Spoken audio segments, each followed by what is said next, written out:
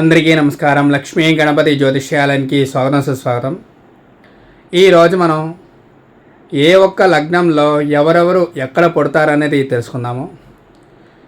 మేషలగ్నం వృషభ లగ్నానికి తూర్పు దిక్కుగా ఉండే దిశలో పుడతారు. మిథున లగ్నానికి మాత్రం ఆగ్నేయ పక్క ఉండే దిశలో పుడతారు. అలాగే కర్కాటకం సింహం ఈ యొక్క లగ్నాల వాళ్ళు దక్షిణంగా ఉండే దిక్కులో పుడతారు. అలాగే కన్య రాశి వాళ్ళు ఎవరైతే ఉన్నారో కన్య లగ్నం వాళ్ళైతే నిరుతి దిగ్భాగంలో పుట్టే అవకాశం అయితే ఉంటుంది.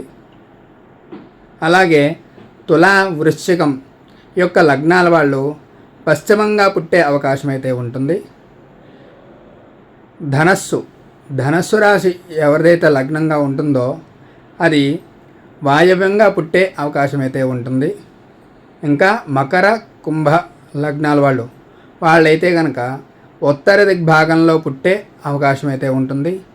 ఇంకొకటి మీనరాశి మీన లగ్నం, ఆ లగ్నంలో పుట్టిన వాళ్ళు ఈశాన్య దిగ్భాగంలో పుట్టే అవకాశం అయితే ఉంటుందన్నమాట. ఇది శాస్త్రంలో ఇది ప్రశ్న శాస్త్రం. ఇది జ్యోతిష శాస్త్రంలో ప్రశ్న శాస్త్రంలో చెప్పే యొక్క దిక్కులు అన్నమాట.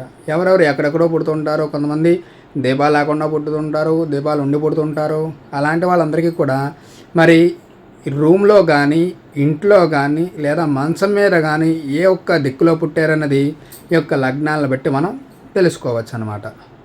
లైక్ చేయండి, షేర్ చేయండి, సబ్స్క్రైబ్ అయితే చేసుకోండి. ఇలాంటి వీడియోలు మీకు ఎన్నో చెప్తూ ఉంటాను. నమస్కారం.